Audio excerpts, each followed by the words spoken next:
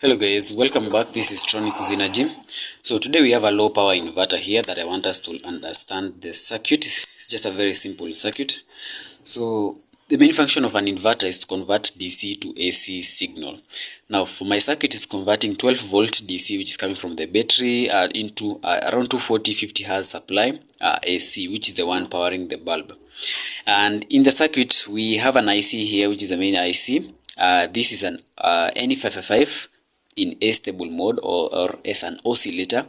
So it's the one which is producing the 50 Hz, and its output is used to control these two N-channel MOSFETs, which are used to they are used as current drivers of the transformer.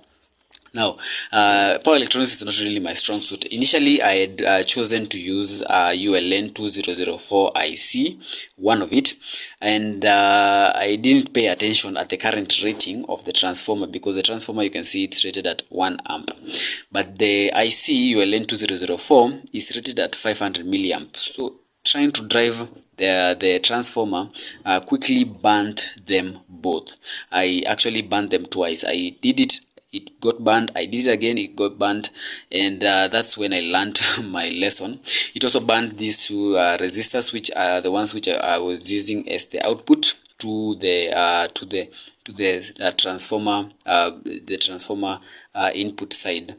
So this is just a learning curve. So I decided to use N-channel MOSFETs because they are quite a bit tough, because their rating is around 45 to 49 amps. So it means that it can drive a really big load as compared to this. This is just 500 milliamp or 0.5 amps. So if you compare with these ones are the best.